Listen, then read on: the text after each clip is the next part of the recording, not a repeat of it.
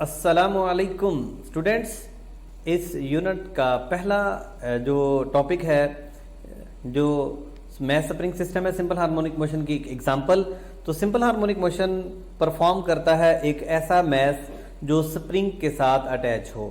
अब ज़रूरी नहीं है कि वो हॉरिजॉन्टल डायरेक्शन में हो या वर्टिकल डायरेक्शन में, दोनों सूरतों में सिंपल हार्मोनिक मोशन परफॉर्म करता है, चाहे एक वर्टिकल मैथ स्प्रिंग सिस्टम हो या एक हॉरिजॉन्टल मैथ स्प्रिंग सिस्टम। हम एक हॉरिजॉन्टल मैथ स्प्रिंग सिस्टम की एग्जांपल ले रहे हैं और ये एक मैथ है। इनिशियली ये कहाँ पर मौजूद है? ये अपनी रेस्ट पोजीशन पे है, जिसको हम इक्विलिब्रियम पोजीशन कह सकते हैं, जिसको हम मीन पोजीशन कहते हैं।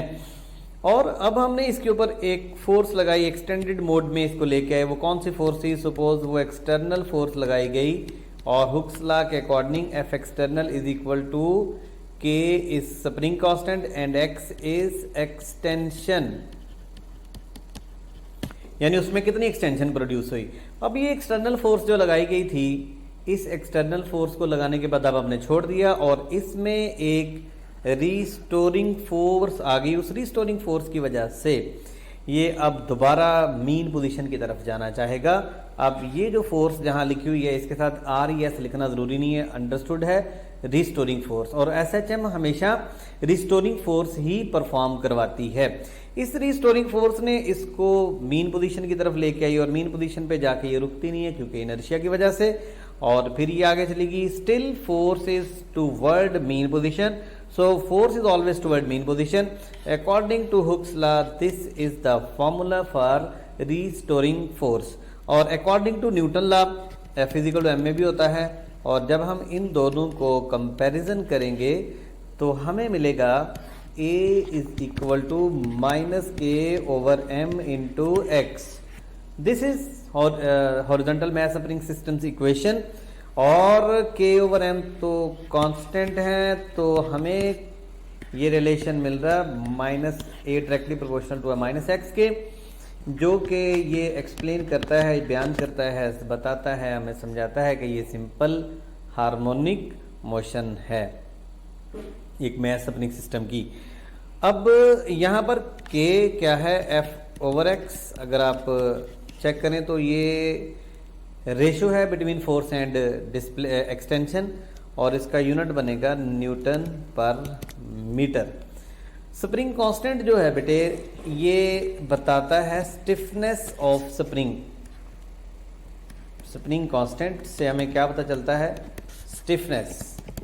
Stiffness of spring. अगर तो स्प्रिंग कांस्टेंट ज़्यादा है तो वो ज़्यादा हार्ड होगा उतना ही स्प्रिंग, और अगर के स्मॉल है तो वो हो जाता है स्लिंकी।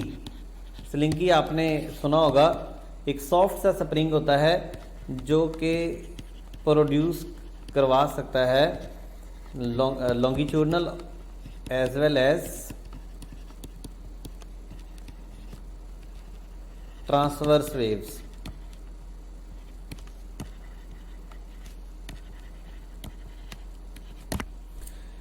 तो स्प्रिंग कांस्टेंट से हमें स्टिफनेस का पता चलता है। स्प्रिंग कांस्टेंट का यूनिट है न्यूटन पर मीटर, और ये बिल्कुल वैसा यूनिट है जो सरफेस टेंशन का होता है। अब ये जो हमें पता चल गया, ये इक्वेशन हमने पढ़ ली, A is equal to minus k over m into x. इस इक्वेशन को आप भूलिएगा मत। अभी हम इस यूनिट में एक इक्वेशन पढ़ चुके हैं। और अगर हम स्प्रिंग को कट कर दें, if spring is cut into n equal parts, अगर स्प्रिंग को n इक्वल पार्ट्स में कट कर देंगे तो स्प्रिंग कांस्टेंट जो होगा वो बनेगा, न्यू स्प्रिंग कांस्टेंट होगा n k। यानी जितने पार्ट्स, सपोज हमारे पास एक स्प्रिंग है,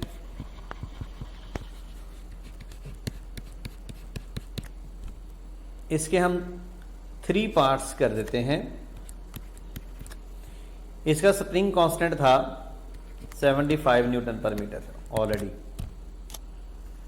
अब ईच पार्ट, 3 पार्ट हो गए, ठीक हो गया। इसका कितना हो जाएगा? टोटल 75 था, तो 75 को 3 से मल्टीप्लाई कर दें,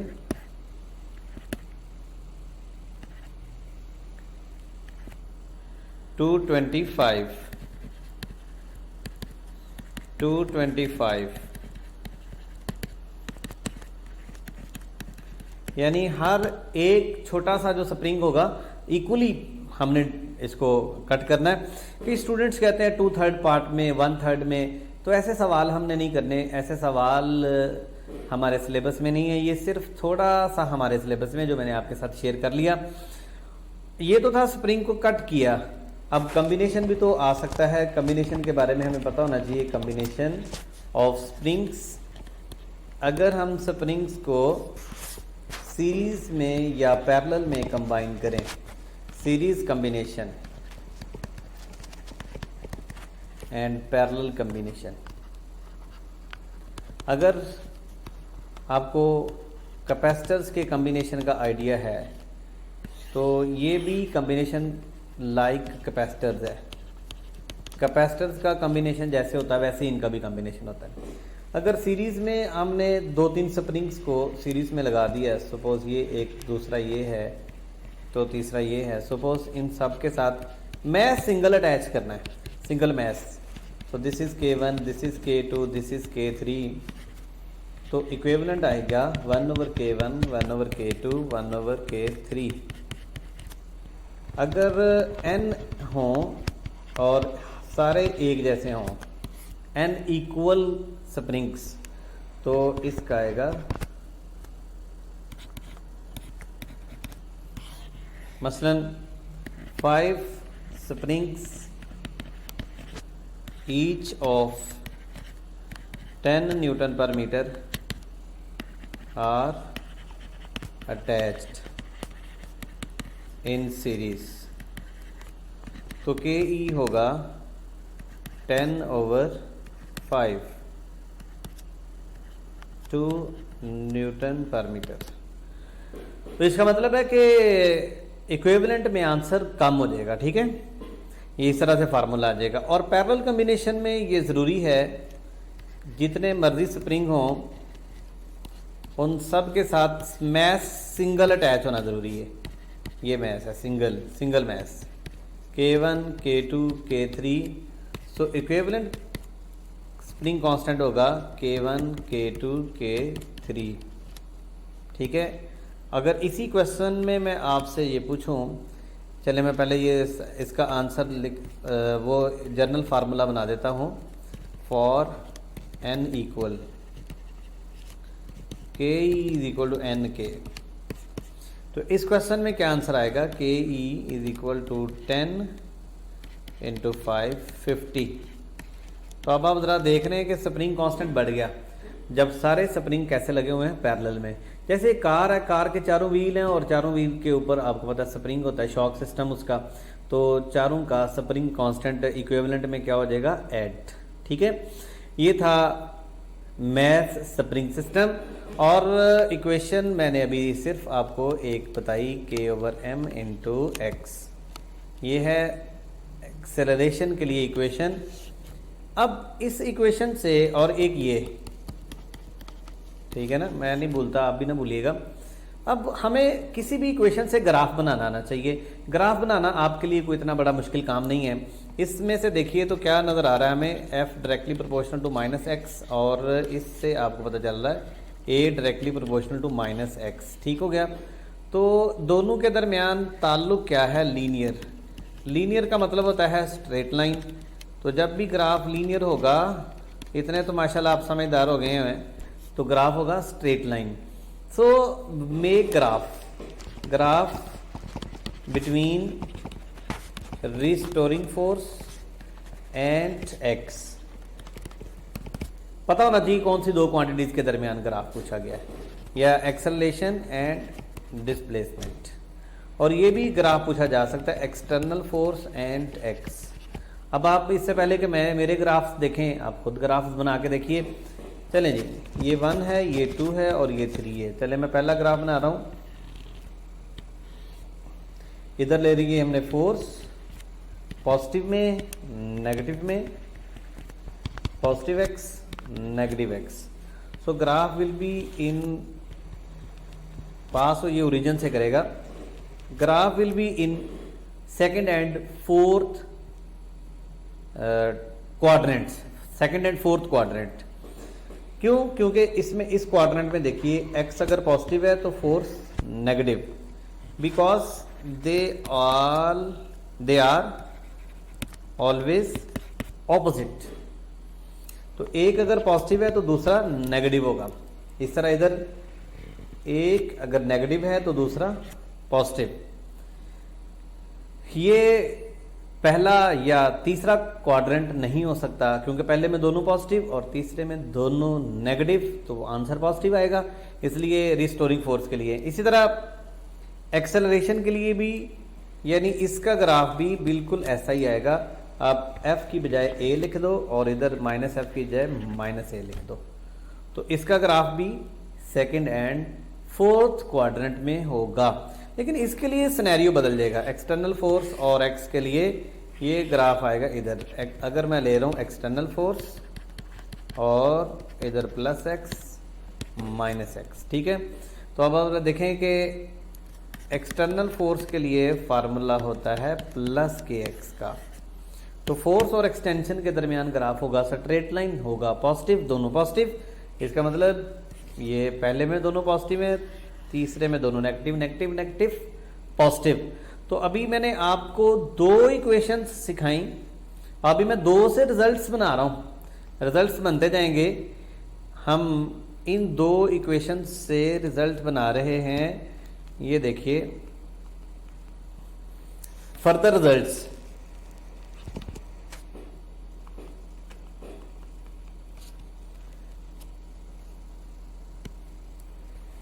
f is equal to k x minus के x, a is equal to minus k over m into x. इसका मतलब है कि जहां पर x जीरो होगा a जीरो और फोर्स भी जीरो, ठीक हो गया। यानी ये तीन चीजें कहां पर जीरो होंगी? मीन पोजीशन पे। अगर आपको एक चीज का पता हो तो दूसरी आप फाइंड आउट कर सकते हैं। और एक्सट्रीम पे चले जाओ, एक्सट्रीम पे x होगा x नॉट के इक्वल, तो फोर्स होगी माइनस के एक्स नॉट और a होगा minus k over M x not. तो दोनों की वैल्यूज होंगी मैक्सिमम, ठीक हो गया। इससे ये हम रिजल्ट्स फाइंड कर रहे हैं। इसी की बेस के ऊपर मैं ये कह सकता हूं कि इस एक्सट्रीम पे और मीन पे क्या क्या मैक्सिमम होगा। चलें आगे चल के हम इस बारे में ज़रूर बात करेंगे। अब हमारा टॉपिक है SHM and uniform circular motion. SHM and uniform circular motion, SHM and uniform circular motion, UCM। You already know कि यूनिफॉर्म सर्कुलर मोशन में स्पीड कांस्टेंट होती है, टेंजेंशियल वेलोसिटी वेरिएबल होती है और ओमेगा एंगुलर वेलोसिटी कांस्टेंट होती है, ठीक हो गया। ये एंगुलर वेलोसिटी है, ये भी कांस्टेंट होगी। और इसमें क्या जीरो होगा? टेंजेंशियल एक्सेलरेशन जीरो होगा। यूनिफॉर्म सर्कुलर मोशन है, टेंजेंशियल एक्सेलरेशन का क्या काम है यहाँ पर, ठीक है। अच्छा एक चीज है, ओमेगा को कहते हैं एंगुलर फ्रीक्वेंसी भी, इस यूनिट में मैंने आपको नाम बताया, और ओमेगा को एंगुलर वेलोसिटी भी कहते हैं। तो what is difference between omega and omega? यानी एंगुलर फ्रीक्वेंसी वाला ओमेगा और एंगुलर वेलोसिटी वाला। आपको पता है फार्मूले दोनों के एक जैसे हैं, लेकिन हम कहाँ पर फिर एंगुलर फ्रीक्वेंसी शो करते हैं, कहाँ पर एंगुलर वेलोसिटी, ज़रा इस बारे में आपने सोचना है। फिर इंशाल्लाह ताला इस बारे में बात भी करेंगे। तो हमारा टॉपिक है SHM and uniform circular motion. तो बेटे यूनिफॉर्म सर्कुलर मोशन की बेसिक कंडीशन हम ऑलरेडी जानते थे। तो मुझे ये बताइए कि यूनिफॉर्म सर्कुलर मोशन क्या होती है? पीरियोडिक होती है? यस, ये पीरियोडिक होती है। लेकिन एसएचएम नहीं होती। क्यों? क्योंकि ये वाइब्रेटरी नहीं होती, ये तो सर्कुलर है, ठीक है। लेकिन इसका जो प्रोजेक्शन होता है ना, हमारा टॉपिक एक्चुअली प्रोजेक्शन के बारे में है, हमारी बातें जो होंगी वो प्रोजेक्शन के बारे में। तो हमारा कंसर्न क्या है? Projection, not particle. पार्टिकल की मोशन सर्कुलर, लेकिन प्रोजेक्शन की मोशन क्या है? एसएचएम यानी ऑसिलेटरी। अब ये आप जरा देखें, ये पार्टिकल है, अगर आप देख सकते हैं तो ये देखिए, ये जो डॉटेड में शो किया गया है ये है पार्टिकल, और पार्टिकल सर्कुलर मोशन में है, और पार्टिकल की मोशन कैसी है? एंटी क्लॉकवाइज, ठीक है। और ये जो पार्टिकल की एंगुलर वेलोसिटी है omega is equal to v over r 2 pi f, ठीक है। अब पार्टिकल की मोशन कैसी है? सर्कुलर, लेकिन उसका जो प्रोजेक्शन है, ये जो सॉलिड शो किया गया है, इसकी मोशन आप देखें गौर से तो ये कैसे ऊपर नीचे से ऐसे हो रही है। तो पार्टिकल की मोशन पीरियोडिक भी है, सर्कुलर भी है, लेकिन एसएचएम नहीं है, ऑसिलेटरी भी नहीं है। लेकिन पार्टिकल के प्रोजेक्शन की मोशन सिंपल हार्मोनिक मोशन है, और हमने इसको साथ ये रिलेट किया हुआ है ग्राफ के साथ। तो ये पार्टिकल और प्रोजेक्शन है, इन दोनों की मोशन को हमने रिलेट कर दिया। So in this track particle moves in circular motion and projection moves in this direction. अगर आप गौर कीजिए, ये जो प्रोजेक्शन की मोशन थी ये हमने किस पे ली है? वर्टिकल डायमीटर के ऊपर, है ना। ये वर्टिकल डायमीटर के ऊपर ली गई है, ये वर्टिकल डायमीटर है, और हमने इस पार्टिकल के ऊपर लाइट फॉल करवाई इस तरफ से, ये इस तरफ से लाइट फॉल की है। इसलिए पार्टिकल जब इधर से मूव कर रहा था तो लाइट राइट साइड से, और ताकि इस वर्टिकल डायमीटर के ऊपर प्रोजेक्शन बने, साया बने उसका। जब पार्टिकल इस साइड पे आया तो हमने लाइट इधर से फॉल करवाई, जब इस तरफ से लाइट फॉल करवाई तो उसका प्रोजेक्शन वर्टिकल डायमीटर पे रहा। ये तो आप अंडरस्टैंड कर गए होंगे कि हम अगर पार्टिकल, जैसे अभी आप जरा देखें, ये प्रोजेक्शन है ब्लू कलर का, तो प्रोजेक्शन ब्लू कलर का है, और ये किस पे है? हॉरिजॉन्टल डायमीटर पे है। यानी आपकी अपनी मर्जी है कि आप प्रोजेक्शन को वर्टिकल डायमीटर पे स्टडी करना चाहते हो या हॉरिजॉन्टल डायमीटर पे। अगर आप हॉरिजॉन्टल डायमीटर यानी ये हॉरिजॉन्टल, यहाँ पर प्रोजेक्शन को स्टडी करना चाहते हो तो आपने लाइट फॉल करवानी है इधर से, यानी एक्सपेरिमेंट में इधर से लाइट फॉल करेगी, तो पार्टिकल सर्कुलर पाथ में होगा और उसका प्रोजेक्शन हॉरिजॉन्टल डायमीटर पे। कता नजर इसके कि पार्टिकल का प्रोजेक्शन वर्टिकल डायमीटर पे है या हॉरिजॉन्टल डायमीटर पे है, दोनों सूरतों में उसकी मोशन सिंपल हार्मोनिक मोशन होती है। और इसलिए आप ज़रा इस डायग्राम में देखें कि ये जो ग्राफ है उसका ये साइनोसॉइडल बन रहा है। एक्चुअली प्रोजेक्शन को हमने साबित करना है कि प्रोजेक्शन की मोशन वाकई सिंपल हार्मोनिक मोशन है कि नहीं। तो आप अपनी बुक में देखिए तो एक एक्सपेरिमेंट है, और वो एक्सपेरिमेंट ये है कि ये है सर्कल, और यहाँ पे क्या रखा गया है? स्प्रिंग सिस्टम, और स्प्रिंग सिस्टम का ये है जनाब पॉइंटर। पॉइंटर के बारे में हर किसी को पता है कि पॉइंटर की मोशन कैसी है। पॉइंटर की मोशन है जनाब एसएचएम, और पार्टिकल की पॉइंटर, ये वाला पॉइंटर, ये ओ है, ये ए है और ये बी है, तो पॉइंटर की मोशन क्या है? पॉइंटर की मोशन एसएचएम है। अब पॉइंटर क्या कर रहा है? ये इस तरह से, अगर मैं पॉइंटर की मोशन लिखूं तो जब टाइम 0 है तो पॉइंटर सपोज ओ पे है, पोजीशन ओ। जब टाइम क्वार्टर गुजर गया तो ये चला गया ए पे। जब मज़ीद क्वार्टर टाइम गुजरा यानी t/2 हो गया तो उसकी पोजीशन बन गई, फिर वो वापस आ गया। फिर टाइम आ गया 3t/4 तो उसकी पोजीशन आ गई बी। फिर टाइम आ गया कैपिटल टी तो फिर वो ओ पे आ गया। अब अगर आप पॉइंटर को देखें तो ये कहाँ से आया? 0 से ए से फिर 0, 0 से फिर बी से फिर ओ, यानी 0 से ओ से ए से फिर ओ से बी बी से ओ। ये किसकी मोशन है? पॉइंटर की, नॉट प्रोजेक्शन। अब अगर प्रोजेक्शन को हम देखें, ये सी है, सपोज ये डी है और ये है ई, अपनी मर्जी का नाम रख लो, और ये पार्टिकल है और पार्टिकल का जो साया बन रहा है वो ये है, उसका नाम हमने अपनी बुक में रखा हुआ है एन, प्रोजेक्शन एन है। Okay okay okay okay, projection का नाम है एन। अब पोजीशन ऑफ एन, ये भी आपने साथ साथ देखनी है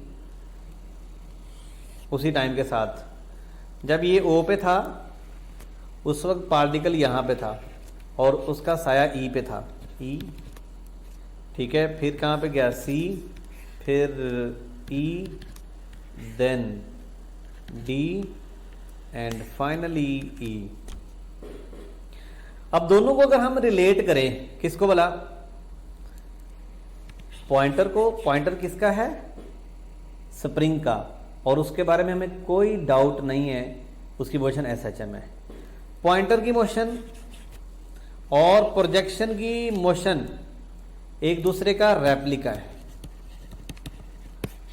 और रेप्लिका का मतलब ये है कि पॉइंटर की मोशन की तरह प्रोजेक्शन की मोशन है। पॉइंटर इज परफॉर्मिंग एसएचएम, तो projection is also performing SHM.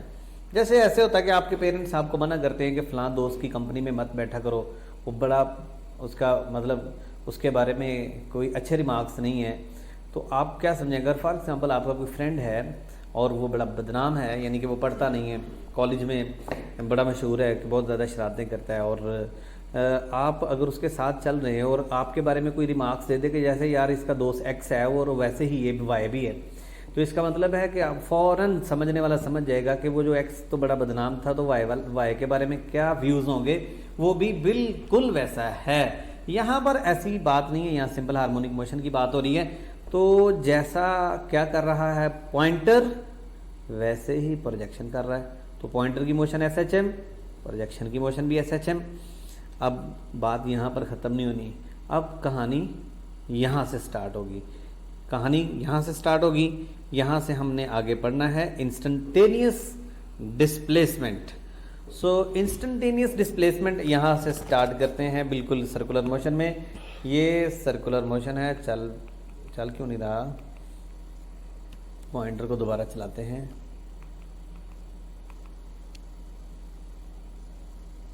ये भी पॉइंटर है, ये सर्कुलर मोशन। सर्कल अच्छा सीधा बनाना, सॉरी सर्कल सीधा नहीं होता, मतलब बिल्कुल गोल बना रहा हूँ और बनाने की कोशिश कर रहा हूँ। ये है पार्टिकल और ये है उसका प्रोजेक्शन, जिसका नाम क्या रखा? N. This is angle theta, और ये भी फिर एंगल थीटा होगा। और ये फिर क्या है जनाब? ये है एक्स नॉट, ये है एम्पलीट्यूड, जिसको मैंने एक्स नॉट से शो किया। एंड दिस इज एक्स, क्यों? क्योंकि ये एट एनी इंस्टेंट है, ये एम्पलीट्यूड नहीं है, ये एट एनी इंस्टेंट है। अब मेरा काम क्या है? मैंने फाइंड आउट करना है इंस्टेंटेनियस डिस्प्लेसमेंट ऑफ पार्टिकल या प्रोजेक्शन। प्रोजेक्शन, जितनी भी कहानी है, जो कुछ भी पढ़ना है वो किसके बारे में? प्रोजेक्शन। अब हम पढ़ना क्या चाहते हैं? हमने ये तो पढ़ लिया कि प्रोजेक्शन की मोशन एसएचएम है। क्या करना चाहते हैं हम? ये जो आपने थ्योरेटिकली पढ़ा है ना, थ्योरी, इसको हम कन्वर्ट करने जा रहे हैं मैथमेटिक्स में। यही तो बड़ी परेशानी है एमडी कैटियंस के लिए, बायो वाले स्टूडेंट्स के लिए यही मसला है। तो वो जो मसला है आपके लिए, हम उस मसले की तरफ बढ़ रहे हैं। कोई इतना मसला नहीं है। अभी तक आपने थ्योरी पढ़ ली थी, थ्योरी होती तो हमें पता था, चल गया, लेकिन मैथमेटिकली हमने पढ़ना है। और मैथमेटिक्स उस थ्योरी का बिल्कुल, मैथमेटिक्स क्या होता है? उस थ्योरी का प्रूफ करता है इक्वेशंस की शक्ल में। मैथमेटिक्स ने हमें इक्वेशंस दे देनी है, यानी मैथमेटिक्स ने इस थ्योरी की तमाम इंफॉर्मेशन को इक्वेशन में समो दिया। जिस तरह कहते हैं ना दरिया को कूजे में बंद करना, इसी तरह मैथमेटिक्स एक छोटी सी इक्वेशन में सारी थ्योरी को बंद कर देते हैं। आप उस इक्वेशन को देखेंगे ना, आपको सिंपल हार्मोनिक मोशन के बारे में हर चीज पता चल जाएगी। अब वो थ्योरी मैथमेटिकल इक्वेशंस कैसे बनेगी, हम पहले बना रहे हैं इंस्टेंटेनियस डिस्प्लेसमेंट किसका, प्रोजेक्शन का। तो ट्रिग्नोमेट्रिक रेशियो लगा दो, sine theta is equal to x over x not, you know perpendicular over hypotenuse, और x is equal to x not sine theta. यहाँ थीटा ओमेगा टी के इक्वल भी लिख सकते हैं। अब ये देखो साइन थीटा आ गया, इसको मैं लिख सकता हूँ x is equal to x not sine omega t. अब इस इक्वेशन से आपको क्या कुछ पता चलेगा, देखिए सबसे पहली इंफॉर्मेशन ये क्या है, कांस्टेंट, ये कांस्टेंट है, तो x की dependence only on sine theta. इसका मतलब कोई अगर आपसे कहे कि इधर जनाब थीटा है और इधर है x यानी डिस्प्लेसमेंट है, तो ग्राफ बनाओ, तो कैसा बनेगा, साइनोसॉइडल। अगर मैं आपसे कहता हूँ इधर टाइम है इधर x है, तो तब ग्राफ बनाओ, तो फिर भी ऐसे ही बनेगा, ठीक है, साइनोसॉइडल। इसका मतलब इस इक्वेशन से हमें पता चला ये भी कांस्टेंट है, तो x किस पे डिपेंड कर रहा है, साइन थीटा पे। तो ये पहली इक्वेशन से हमें पहली इंफॉर्मेशन मिली कि x और थीटा के दरमियान ग्राफ या x और t के दरमियान ग्राफ कैसा होगा, साइनोसॉइडल होगा, ठीक है। और ये तब होगा जब बॉडी स्टार्ट कहां से ले रही है, मीन पोजीशन से, ठीक है। तो अभी हम बात करते हैं x is equal to x not sine omega t, या x is equal to x not cos omega t, ये फार्मूला भी हो सकता है।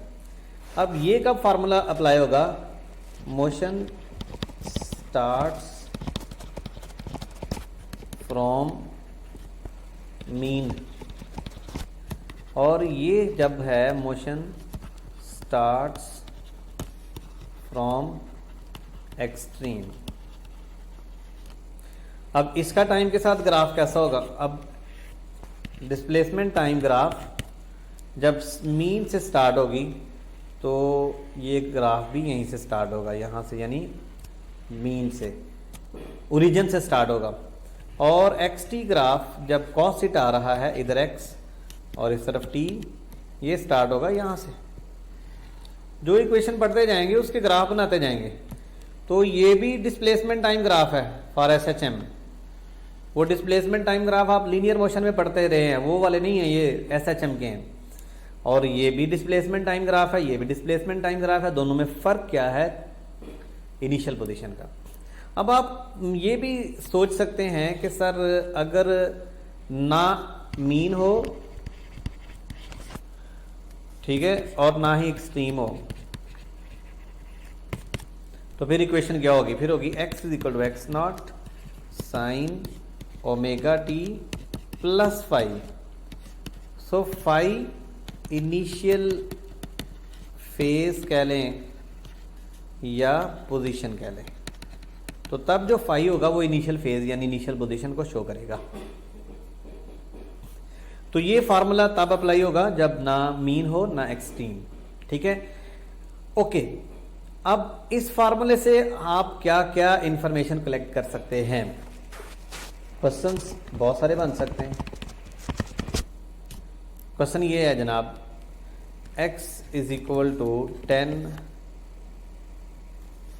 साइन 2 पाई टी, इफ चलें find amplitude, omega, time period, frequency. ये आपने खुद कर लेना है, ये कोई इतना मुश्किल काम नहीं है। एक्स नॉट 10 है, ओमेगा 2 पाई के इक्वल है, और ओमेगा होता है 2 पाई एफ। ओमेगा की जगह 2 पाई पुट कर दो और 2 पाई, तो फ्रीक्वेंसी आ जाएगी 1 और टाइम पीरियड भी 1 आ जाएगा। ओके हो गया। लेकिन जनरल बात करते हैं, ये इक्वेशन है जनाब, x is equal to x not sine theta या x is equal to x not sine omega t. ये तब है जब मीन पोजीशन से स्टार्ट होती है। मैं सवाल आपसे ये पूछ रहा हूँ कि if theta is equal to 60 degree x बताओ, तो x is equal to x not sine 60 degree. Sine 60 होता है जनाब √3/2। x कितना आ गया, एक्स नॉट इंटू √3/2। ऐसे भी सवाल आ सकता है t is equal to 3t/4 x बताओ, ये क्वेश्चन आ सकता है। तो आप ये फार्मूला लगाएंगे, formula number 2, x is equal to x not sine capital T और t जनाब दिया हुआ है 3t/4। ठीक है, you will get X not sine 3π/2। 3π/2 होता है -1 के इक्वल, यानी 270 होता है माइनस एक्स नॉट। यानी सवाल में आपसे पूछा जा सकता है, आपको एंगल गिवन हो सकता है, आपसे एक्स पूछा जा सकता है, आपको टाइम गिवन हो सकता है, आपसे एक्स पूछा जा सकता है, और आपको एक्स बताया जा सकता है। ये अभी सिर्फ मैंने एक्स पूछा है आपसे, लेकिन अगर आपको x बता दिया जाए, सपोज x है जनाब x0/2, यानी बॉडी फ्रॉम, यानी बॉडी कहाँ पर है, mid way, mid point, body at mid point between mean and extreme.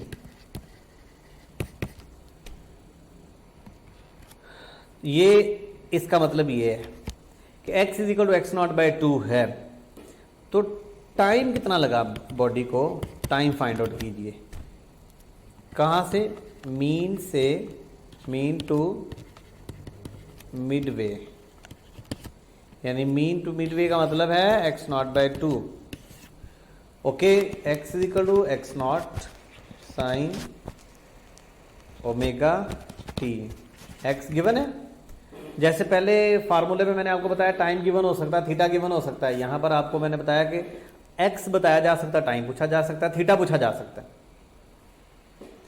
तो x की वैल्यू पुट कर दो, x0/2 x not sine theta. तो जनाब साइन किस पे 1/2 होता है, 1/2 साइन इनवर्स, हाँ जी ये तो पता ही होना चाहिए ना, 30 डिग्री। अगर थीटा पूछा जाए 30 डिग्री, 30 डिग्री होता है ना, आपको पता π/6। और अगर टाइम पूछा जाए, टाइम, तो फिर क्या करोगे, फिर आप यहां पर पुट कर दोगे π/6, यानी theta is equal to 2π/2πt, यानी 2πft। थीटा का फार्मूला होता है ओमेगा टी, तो थीटा है π/6, ओमेगा है 2π/6, 2π/कैपिटल T इंटू स्मॉल t, पाई से कैंसिल, तो t/12। ओके, यानी मीन से एक्सट्रीम तक नहीं, मीन से एक्सट्रीम तक नहीं, मीन से एक्सट्रीम तक, एक्सट्रीम के मिड तक जाने का, यानी हाफ डिस्टेंस ट्रैवल करने के लिए। या पिछले सवाल में मुझे लग रहा है कि गलती हुई है, यहाँ पर 2πf आता है, ठीक है ना, ओमेगा जो है वो 2π नहीं है बल्कि ओमेगा आता है 2πf होता है, ठीक है ना। ओमेगा की वैल्यू क्या होती है 2πf, तो यहाँ पर यानी यहाँ ये ठीक है, यहाँ ठीक है। अच्छा जी, इस तरह आपको पता मीन से मीन टू एक्सट्रीम,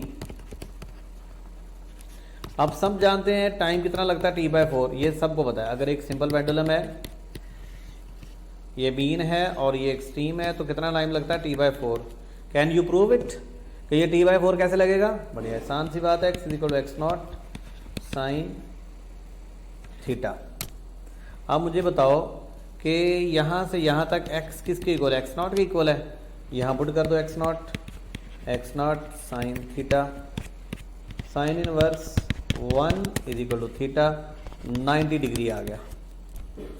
और 90 होता है आजकल पाई बाय 2 और ये होता है 2 पाई एफ यानी 2 pi by T into small T. Theta is equal to mega T से मैंने ये कैलकुलेट किया। हाँ जी आ गया ना, टी बाय 4 पाई पाई से कैंसिल। तो ये टी बाय 4 रट्टा लगा, मतलब ये थ्योरी थी। आपको पता है कि कंप्लीट वाइब्रेशन के लिए टाइम कितना लगता है, कैपिटल टी, और क्वार्टर के लिए टी बाय 4, वो थ्योरी थी, ये मैथमेटिक्स है। तो अभी सिर्फ मैंने अभी तक जो हमने पढ़ा है वो इक्वेशंस ये थी। मैं बता दूं आपने इनको, कोई लंबी चौड़ी इक्वेशंस नहीं है, ये यूनिट बड़ा ही आसान है, बहुत ज्यादा आसान है ये यूनिट। अगर आप इक्वेशंस सीख जाएंगे तो इक्वेशंस मुश्किल नहीं है। a is equal to minus K by M, X F is equal to minus के X and X is equal to x not sine omega T plus 5।